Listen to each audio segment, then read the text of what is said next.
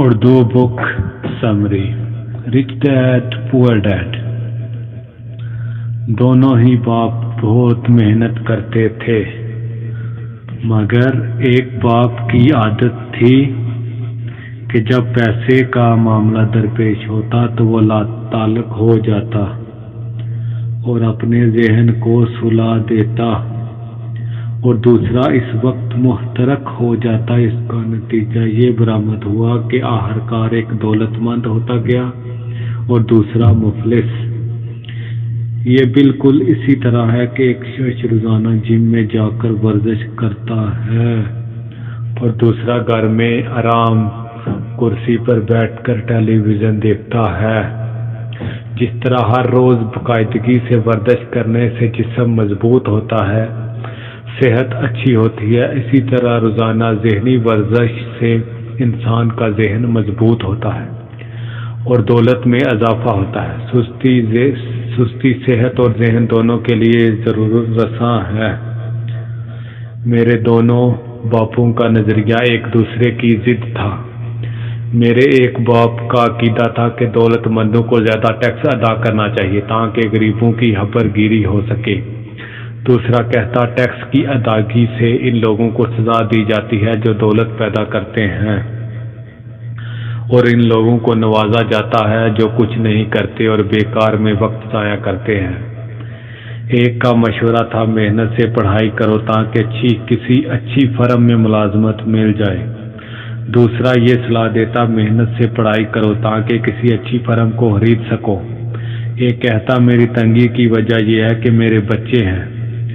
دوسرا کہتا مجھے ہر صورت دولت کمانی ہے کیوں نہ کہ میرے بچے ہیں۔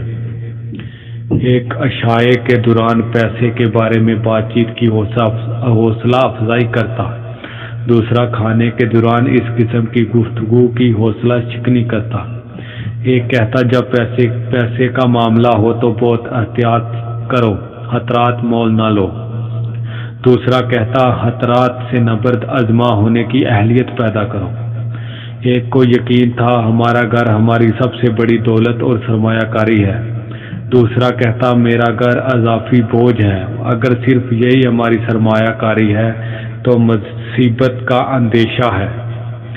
دونوں وقت پر اپنے واجبات ادا کرتے، ایک شروع میں ادائیگی کرتا، دوسرا سب سے آخر میں۔ ایک کا خیال تھا کہ حکومت یا کمپنی ہماری ضروریات کی دیکھ بھال کرے، اسے ہر وقت تنخواہ میں اضافے کی فکر رہتی۔ وہ ریٹائرمنٹ کے بعد مناسب منصوبہ بندی کی تلاش میں لگا رہتا، علاج معالجہ کی اسکیموں کے بارے میں سوچتا، بیماری کی وجہ سے تعطل اور چھٹیاں اس کے سر پر سوار رہتی۔ وہ اپنے دو چچاؤں سے بہت متاثر تھا جنہوں نے فوج میں 20 سال تک ملازمت کی۔ ریٹائرمنٹ کے بعد انہیں قابل رشک فوائد حاصل ہوئے۔ علاج معالجے کی ان سہولتوں کو وہ حسرت کی نگاہ سے دیکھتا اور افسوس کرتا کہ کیوں اس نے فوج میں شمولیت نہ کی۔ یونیورسٹی میں اسے ہر چیز پسند تھی۔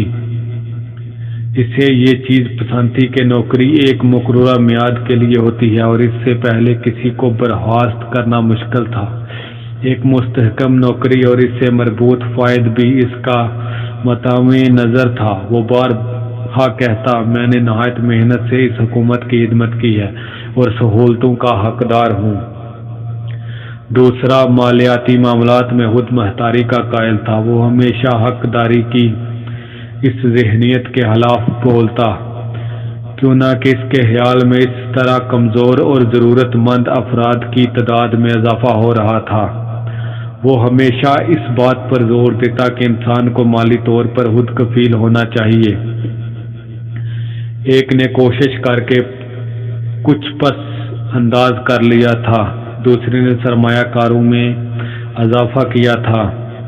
ایک نے مجھے ایک زبردست درخواست اور یا بایو ڈیٹا لکھنے کا طریقہ بتلایا تھا تاکہ مجھے ملازمت تلاش کرنے میں آسانی ہو۔ دوسرے نے مجھے مضبوط تجارتی اور مالیاتی منصوبہ بندی کے بارے میں بتلایا تھا تاکہ میں نوکریاں پیدا کر سکوں۔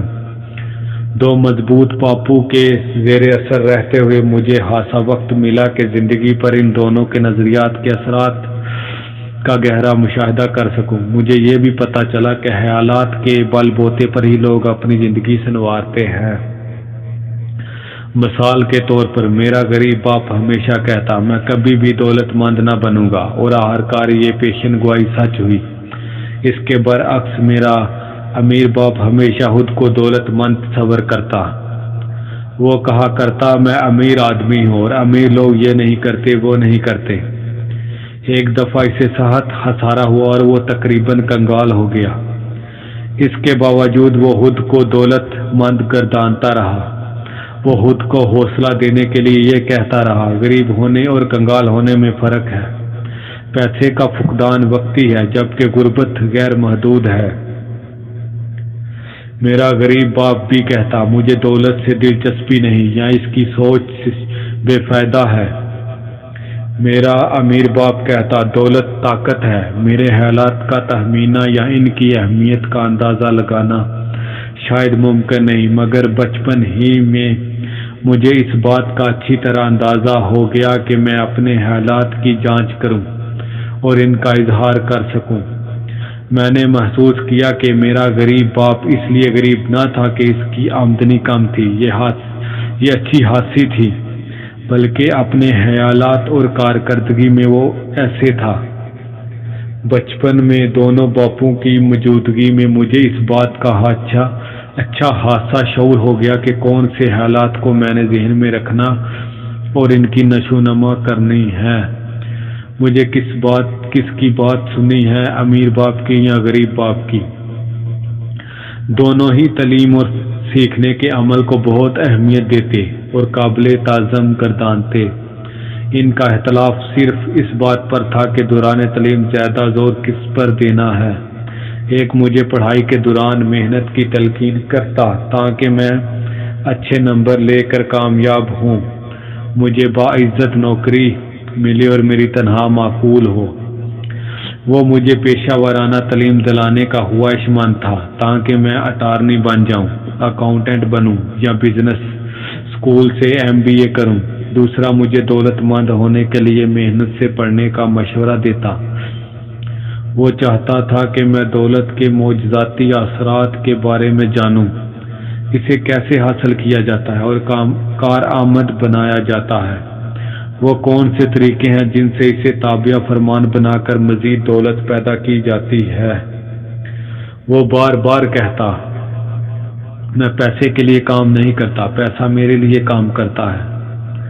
میں پیسے کے لیے کام نہیں کرتا، پیسہ میرے لیے کام کرتا ہے۔ 9 سال کی عمر میں میں نے فیصلہ کر لیا کہ اپنے امیر باپ کی نصیحت کو پلے باندھ لوں اور اس پر عمل کروں۔ اس انتخاب کے بعد میں نے اپنے غریب باپ کی نصیحتوں کو پسے پشت ڈال دیا، حالانکہ وہ بے تحاشا پڑھا لکھا انسان تھا۔ رابرٹ فراسٹ میرا پسندیدہ شاعر ہے۔ مجھے اس کی بہت سی نظمیں اچھی لگتی ہیں، مگر جسے سب سے زیادہ پسند کرتا ہوں وہ ہے راستہ جو اپنایا گیا، میں روزانہ اسے دہراتا ہوں۔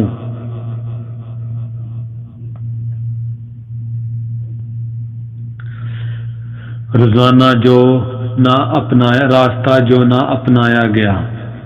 ایک رو پہلے جنگل میں 2 راستے مختلف سمتوں میں جاتے تھے، دونوں پر سفر کرنا ناممکن تھا۔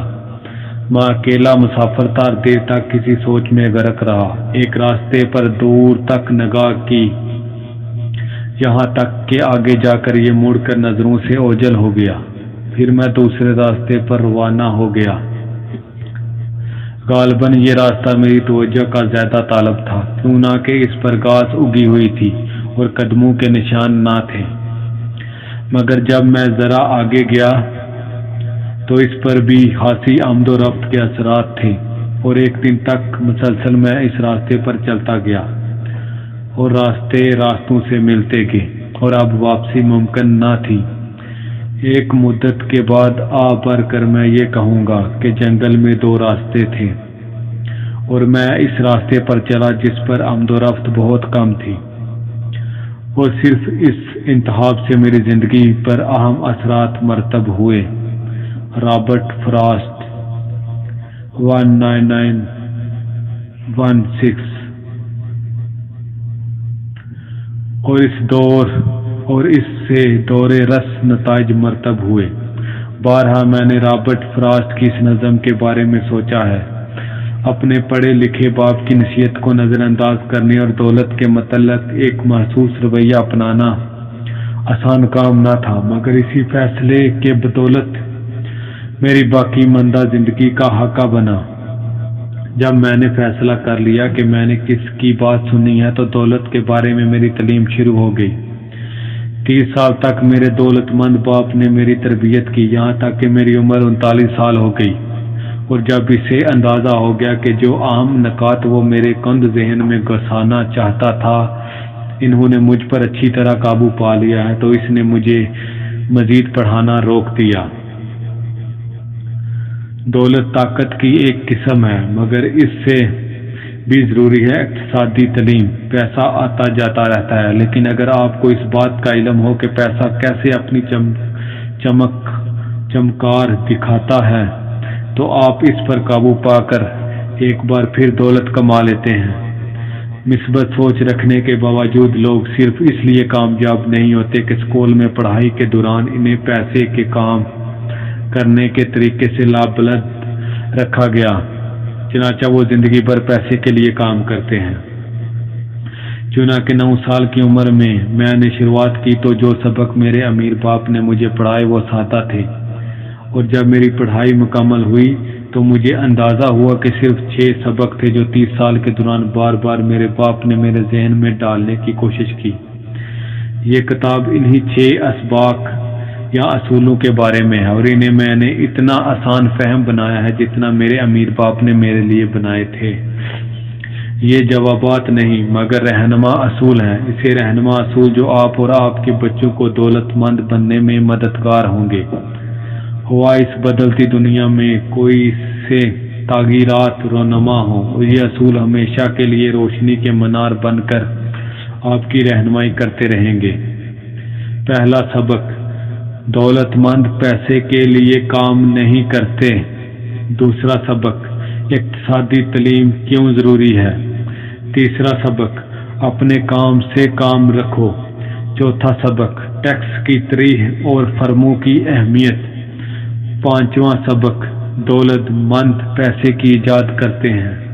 چھٹا سبق: سیکھنے کے لیے محنت کرو، پیسے کو کمانے کے لیے محنت نہ کرو۔